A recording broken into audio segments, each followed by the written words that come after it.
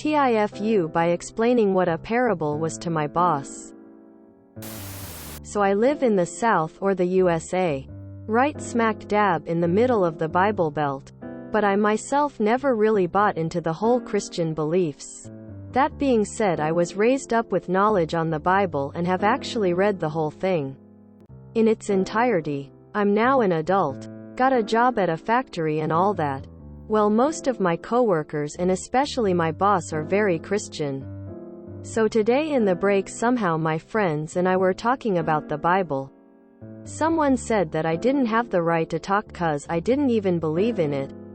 To which I replied, I guess.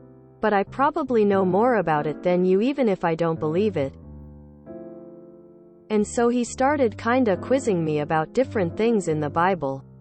Meanwhile, my boss walks into the break room and is at the vending machines listening. At a certain point, my friend asked me if I knew about the unforgiving servant. I said, of course it's a parable in the Bible blah blah blah. Well, my boss interjects by saying, hey, what's a parable? Quote, now keep in mind this guy isn't like head of the factory or anything and is only like 1 league above me in the chain of command. And this guy's pretty dumb tbh. I'm not even sure he went through middle school. He's also the type of Christian who's a total hypocrite. Like hell, talk about how much he loves God then wish death on all the gays.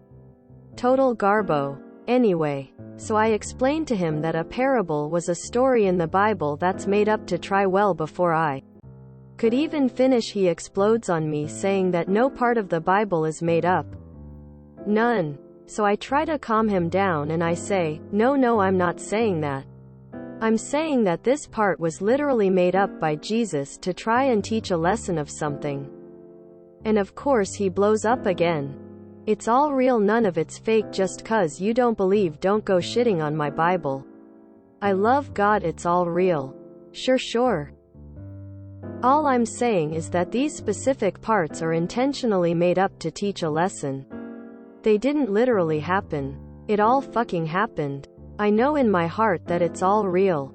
Blah blah blah. So I try to pull up on my phone the definition, thinking if he could see the Google definition it would make him realize that it isn't an opinion. That's just how it is. He refused to even look at it. He's barely spoken to me since. Either way, I thought the whole situation was funny and that maybe someone would find some enjoyment from it.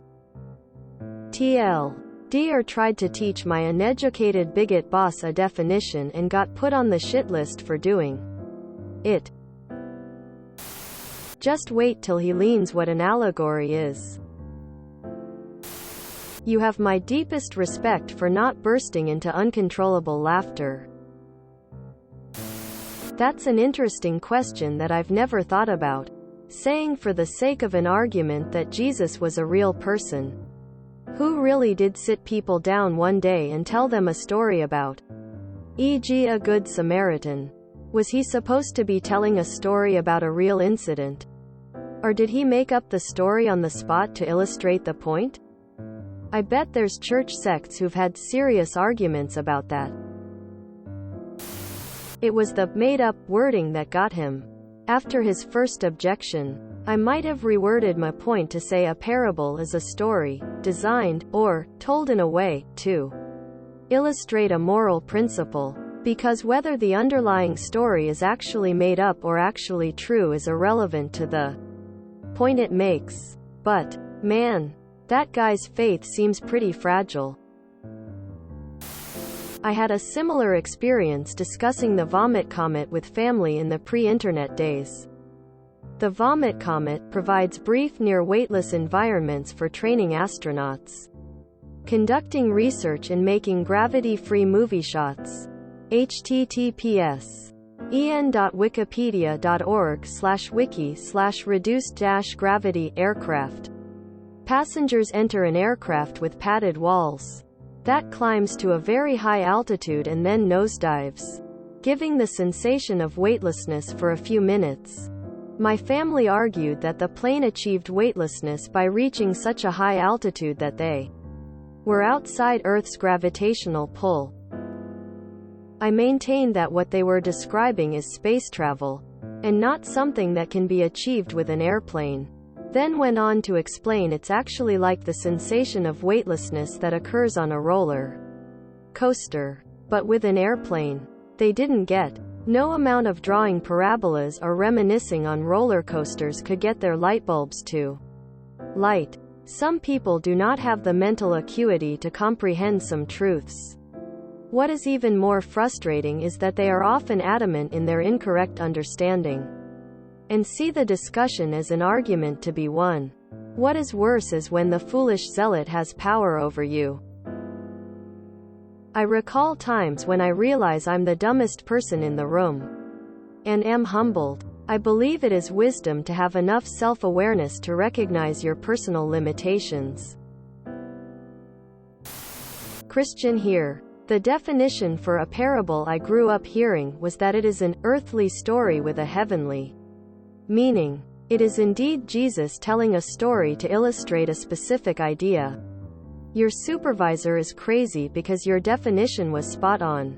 It's one thing to believe that the Bible is full of historical stories, but another to believe that everything is literal historical fact. You work with a bunch of indoctrinated morons. I mean, in general, religious debate isn't something you want to be doing at work.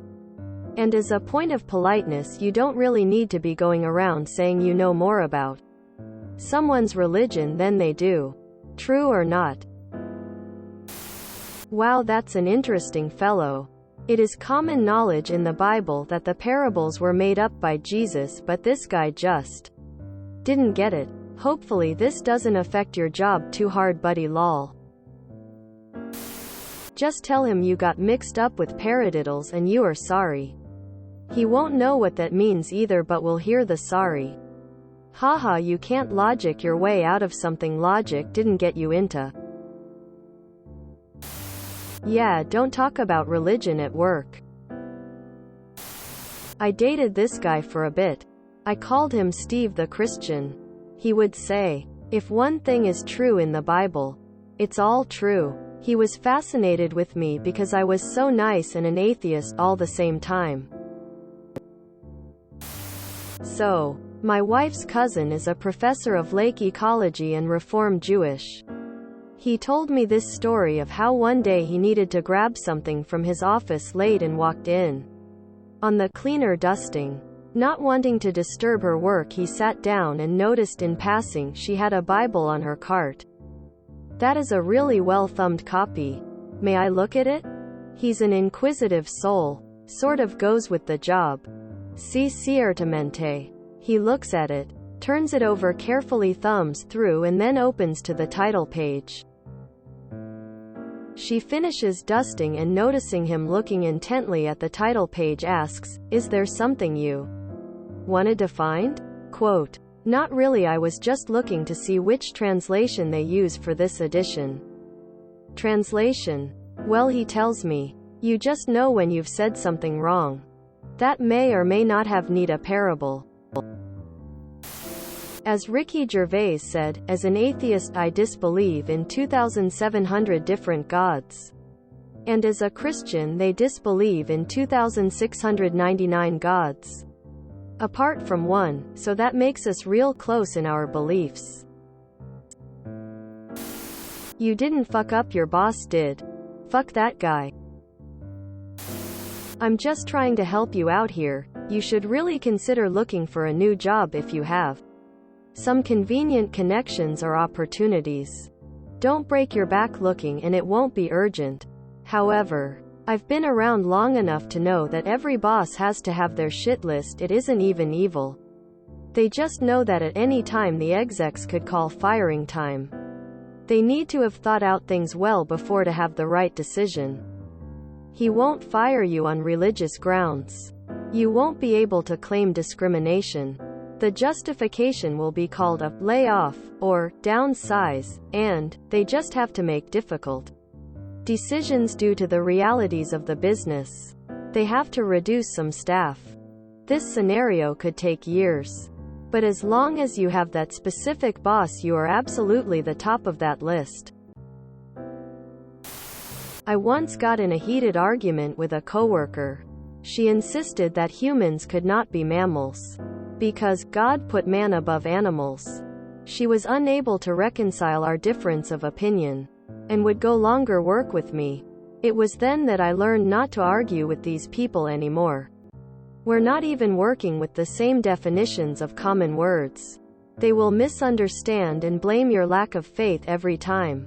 They are not well. This story really happened. I was the vending machine. One time, my boss sent out an email where he tried to say he wanted to elicit responses, but instead he said he wanted illicit responses. All religious ignorance. Isn't it grand?